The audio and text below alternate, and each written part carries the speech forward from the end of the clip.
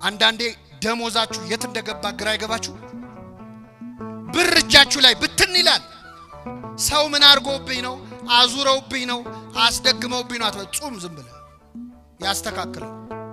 የትኛውንም ድግምት የትኛውንም መተት ጾምና ጸሎት ድል ሊነሳው ይችላል። ይችላል። አትጨነቁ። የማይፈታ ችግር የሚፈታው በጾም። ይህን እኛ አይደለም ያለው። በዚህ በማቴዎስ ወንጌል ምዕራፍ 17 ላይ አንድ ታሪክ ተጽፏል። ብዙ ጊዜ ማቴዎስ 17 ሲባል እኛ የምናስታውሰው ጌታችን 3 ደቀ መዛሙርቱን ይዞ ወደ ረጅም ተራራ ወጣ ይላል አይደል? ጴጥሮስ ዮሐንስንና ያዕቆብን ታቦር ተራራ ላይ ፊቱ እንደ ብርሃን እንደ ፀሐይ አበራ፣ ልብሱ እንደ በረዶ ነጭ ሆነ። ይህን ታሪክ እናውቃለን። ጌታ ወደ ተራራው የወጣው 3 ሐዋርያት ይዞ ነው። 3 ሐዋርያት ሲወጡ ስንት ይቀራሉ? 9 ይቀራሉ። 9 ደቀ መዛሙርት ከተራራው ስር ነበሩ። አንድ ችግር ገጥሟቸው ጭንቀት ላይ ነበሩ። ይገርማቸዋል። እዛ ብርሃን እየበራ ነው፣ እነሱ እዚህ ጨልሞባቸው። ምን መሰላችሁ? አንድ ሰውዬ ጋኔን የተያዘ ልጁን ይዞ ወደ ክርስቶስ መጣ እንዲፈወስለት። ይዞት መጣ። ጌታ 3ቱን ደቀ መዛሙርት ይዞ ተራራው ጫፍ ላይ ነው ያሉት። ደቀ መዛሙርት ስንት ናቸው? ደቀ መዛሙርቱ ደግሞ አጋንንት የማውጣት ስልጣን አላቸው። ሄደው አጋንንት ስለ ስም ተገዙልን ብለው መተው ለክርስቶስ ሁሉ ነግረውታል። አጋንንት ስለ ተገዙላችሁ ደስ አይበላችሁ፣ ስማችሁ በሰማያት ስለ ተጻፈ ደስ ይበላችሁ ሁሉ ብሏቸው። ስለዚህ አጋንንት ያወጣሉ። ስለዚህ ጌታ ባይኖርም ተማሪዎቹ ደቀ መዛሙርቱ ያወጡልኛል ብሎ ይህ ሰውዬ አመጣውና ያንን ልጅ እባካችሁ ይህንን ርኩስ መንፈስ አስወጡልኝ፣ ልጄ በጨረቃ ይጥለዋል አለ። በምን ይጥለዋል? ማታ ማታ ሲመሽ እያነሳ ይጥለዋል። አንዴ ወደ እሳት አንዴ ወደ ውሃ እያነሳ ያፈርጠዋል። አብሮት ያደገ ጋኔል ነው አለ። አብሮን ያደገው ከህፃንነቱ ጀምሮ እስካሁን ያሰቃየው እና እባካችሁ ይህንን ጋኔል ገስጻችሁ አስወጡልኛል። ይገርማችኋል። ይህ ጋኔል 9 ደቀ መዛሙርት ቢሉት ቢሰሩት አልወጣም አለ። ስንት ሆነው? መልሱልኝ።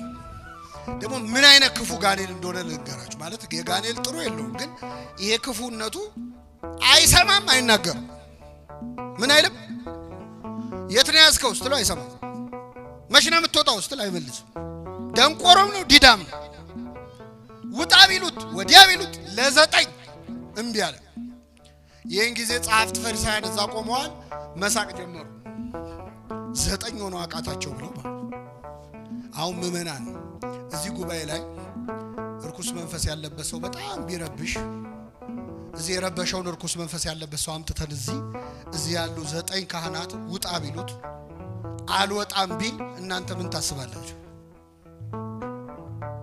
አዲስ አበባ ውስጥ እኮ ቄስ የለም። ድሮም እኛ እናውቀዋለን። ድሮ ቀረ ካህን ምን ነው አይደል? ካህን የለም ነው። ለ9 ወዲ ቢሉት ሌላ ቀን እንኳን ጋኔል ያወጡ ሐዋርያት እኮ ናቸው። ይገርማቸው። ሌላ ቀን አውጥተዋል። አሁን ግን እምቢ አለ። ከዛ ይሁድ ይሾካሾካሉ፣ ይስቃሉ። ሐዋርያት 9 ሽምቅቅ ብለው ቆመዋል። ጋኔሉ ልጁን ያንፈራፍረዋል። ይህ ሲሆን ጌታ 3 ደቀ መዛሙርቱን ይዞ ብርሃነ መለኮቱን ምን እያለ ነው? እያበራ ነው። ጴጥሮስ እዛ ቆሞ ጌታ ሆይ በዚህ መሆን ለኛ፣ አቤት ወንድሞች እዛ ይሰቃያሉ፣ አንተ በዚህ መሆን ለኛ መልካም ነው። አንተ ሲመጭ እኮ አይታየም የሰው ችግር። ከዛ ጌታ ከዚያ ተራራ ወረደ። ሲወርድ ያ ሰው እየቀረበውና ጌታ ሆይ ልጄን ወደ ደቀ መዛሙርትህ አመጣሁት፣ ሊፈውሱት ግን አልቻሉም። ቢቻልህስ ልጄን ፈውስልኛል።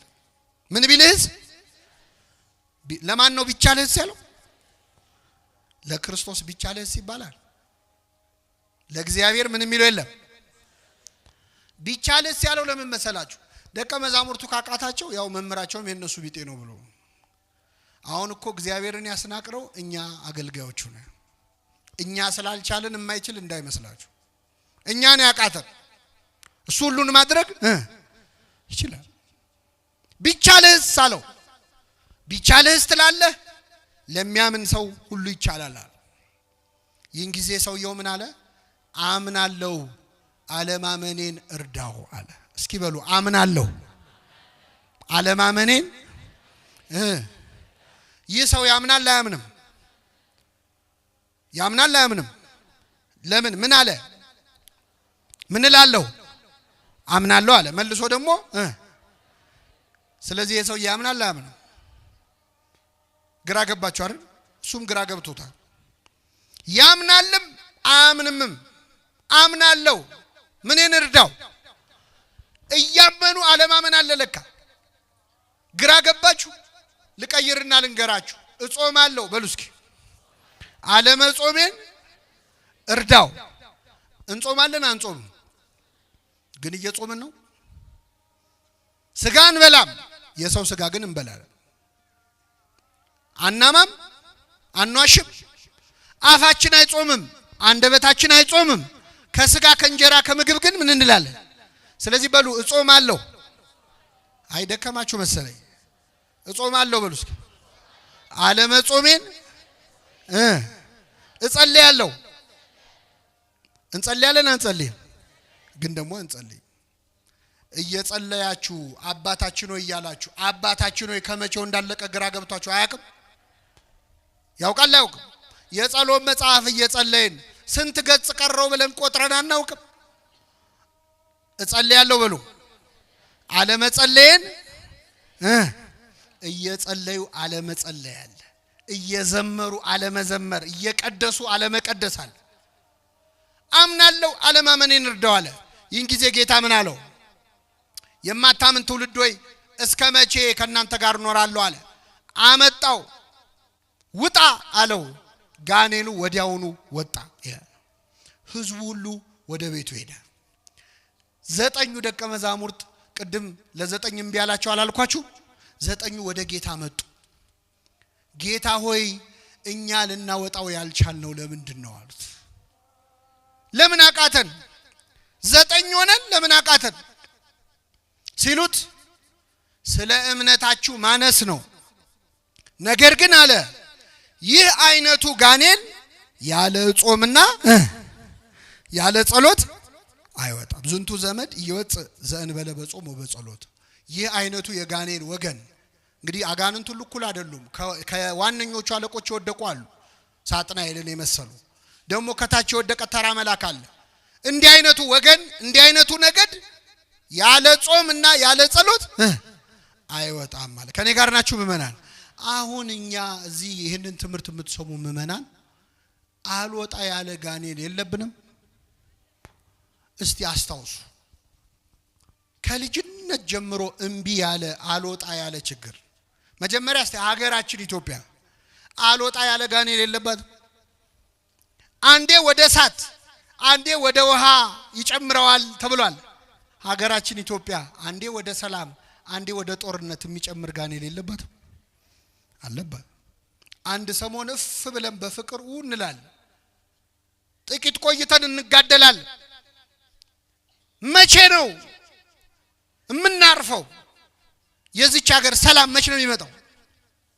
ያቺ ሴት መታ ጨርቁን ነክታ ደሟ ቀጥ አለ ይላል። ደሟ የፈሰሰው ለስንት ዓመት ነበር? አቤት! የኢትዮጵያ ደም ለስንት ዓመት ፈሰሰ? መቼ ነው የሚቆመው የኢትዮጵያ ደም? እንደው ከኛ መሃል የጌታን ጨርቅ የሚነካ ሰው ጠፋ? የሚጋፋ አይደለም፣ ብዙ ሰዎች ተጋፍተዋል። ኃይል ከኔ ወጥቷል እንዲል የሚያደርግ አንድ በእምነት ጨርቁን የሚነካ ጠፋ ወይ? ምንድነው እንደ ሀገር አለቅ ያለን ጋኔን? ይህንን ጾም አለቅ ያለንን ጋኔን የሚያወጣ ያደርግልን። በግላችንስ አልወጣ ያለ ሰይጣን የለም? ከልጅነታችን ጀምሮ አለቅ ያለን ልጄ ማታ ማታ ይነሳበታል በጨረቃ አለ። አንዴ ወደ ውሃ አንዴ ወደ እሳት ይጨምረዋል አለ። ወጣቶች ማታ ማታ የሚነሳ ኃጢአት የለብንም? ማታ የሚጀምር ስካር፣ ማታ የሚጀምር ኃጢአት ዝሙት የለም? አንዴ ወደ ውሃ አንዴ ወደ እሳት ይጨምረዋል አለ። አንዴ ወደ መዝሙር አንዴ ወደ ዘፈን የሚጨምረን የለም? አንዴ መስቀለኛ አጣፍተን ታቦት እናጅባለን። ማታውኑ በጨረቃ ይጥለናል እሳት ውስጥ ኃጢአት ውስጥ። አስቸገርነው እኮ ለእግዚአብሔር። ለብ አልንበት፣ ወይ አልካድን ወይ አላመንን። በራድ ወይም ትኩስ ብትሆን መልካም ነበር፣ እንዲያው ለብ ስላልክ ከአፌ ልተፋህ ነው አለ። እግዚአብሔር እኮ አፉ ላይ ዞን ተጨነቀ። እንዳይተፋን ፈጥሮናል። እንዳይውጠን ለብ ያልን ክርስትናችን ለብ ያለ ነው። ወይ አልካድንም ወይ አላመንም። በጨረቃ የሚጥለን ነገር የለም ወይ? አልወጣ ያለ አመል ምንድነው? ማታ ማታ የሚነሳብን ምንድነው? እንዳትደክሙ ይህ አይነቱ ጋኔል ያለ ጾምና ያለ ጸሎት አይወጣም። አሁን ያለንበትን ጾም ሁላችንም መጾም ያለብን የሆነ ችግር ለመፍታት ነው። አምላካችን ይህንን ታላቅ ጾም ኃይለ አጋንንትን ድል የምንነሳበት ከኛ ሊርቅ ያልቻለው ዝተን አለቀን ያለ ሱስ፣ አለቀን ያለ ኃጢአት፣ አለቀን ያለ ልማድ